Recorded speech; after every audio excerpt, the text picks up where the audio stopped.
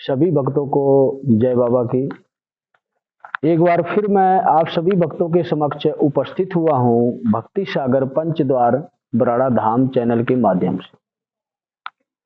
देखो, बहुत से लोगों को शायद पता भी हो इस बारे में, क्योंकि ये बहुत ही कॉमन बात है, लेकिन अधिकतर लोगों को नहीं पता है कि हमारे जीवन का क्या सारांश होता है। सारांश का मतलब संक्षिप्त परिचय, कि हमारा जीवन कैसा होना चाहिए। अगर हम पृथ्वी पर जन्म लिए हैं तो हमारे कर्म क्या होने चाहिए, किस प्रकार के हमें कर्म करने चाहिए। सिर्फ दो ही बातें आपको इसमें से याद रखनी चाहिए कि हमारे जीवन का सारांश संक्षिप्त परिचय जो है, अगर हम इस पृथ्वी पर जन्म लिए हैं तो हमारा फर्ज है कि हम समय अनुसार, आवश्यकता अनुसार पैसे कमाएं, और पैसे जब कमाने की कोशिश करेंगे तो फिर हमें कर्म करना पड़ेगा। मतलब जो भी बिजनेस, नौकरी या जो भी है उस पर ध्यान भी देना पड़ेगा, और अपने जीवन की शैली को चलाने के लिए, अपने परिवार को चलाने के लिए बहुत ही अनिवार्य कार्य है। सबसे पहला उद्देश्य यही होता है। लेकिन दूसरा उद्देश्य आपका क्या है, ये बहुत ही कम ही लोगों को पता होता है कि हमारा दूसरा उद्देश्य क्या है। ऐसा नहीं है कि ऊपर वाले ने हमें जन्म दे दिया, पृथ्वी पे भेज दिया, तो जिसने हमें भेजा है जिस कार्य के लिए, हम उस कार्य को भी ना करें और अपनी जीवन शैली में मस्त होकर अपना जीवन व्यतीत कर रहे हो। अपनी जिम्मेदारियां भी कुछ हैं, यही हमारे जीवन का सारांश होता है। जिम्मेदारियां क्या है हमारी, इसके हमें फायदे क्या होते हैं, यही सब मैं आपको समझाने के लिए फिर आपके सामने आया हूं। हमें जन्म मिला है तो हमें कर्म भी करना है यहाँ के नियमों अनुसार, चाहे वो सरकार के बनाए हुए नियम हो या धर्म गुरुओं के बनाए हुए नियम हो।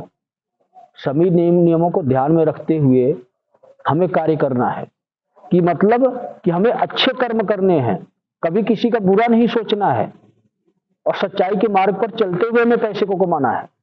ऐसा नहीं है कि हमें किसी का गला काट कर हम पैसे कमा ले। गला काटने का मतलब यह है कि किसी को धोखा देकर पैसे लेना, पैसे कमाना धोखा देकर, झूठ बोलकर, छल कपट से। ये तरीका बुराइयों का है। जहां बुराइयां हावी होती हैं वहां हमारे कर्म बिगड़ना शुरू हो जाते हैं। तो आप कर्म करें, लेकिन परमात्मा को ध्यान में रखते हुए।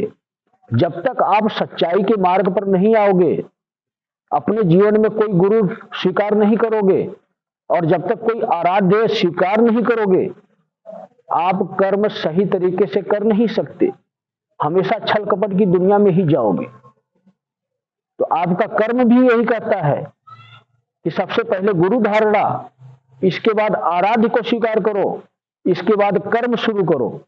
जब गुरु धारणा और आराध्य धारणा हो जाती है, इसके बाद लास्ट बचता है कर्म।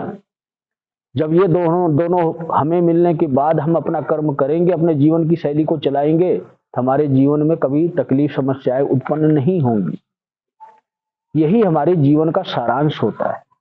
इसी को लोग अलग अलग प्रक्रिया से समझाने की कोशिश करते हैं, धर्म गुरु, कथावाचक, प्रवचन करने वाले, लेकिन समझा नहीं पाते। अगर मेरी बातें आपको समझ में आ गई हो तो मैं समझता हूं कि आप अपने जीवन का सुधार कर लोगे।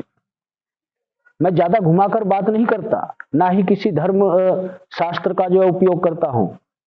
मैं सीधी बात आप लोगों के समक्ष रखता हूं। अब इसको आप एक बार में समझ में ना आए तो 2-3 बार देखो, 4 बार देखो, फिर इसके बाद गहराइयों से सोचो कि इन्होंने क्या सही कहा है।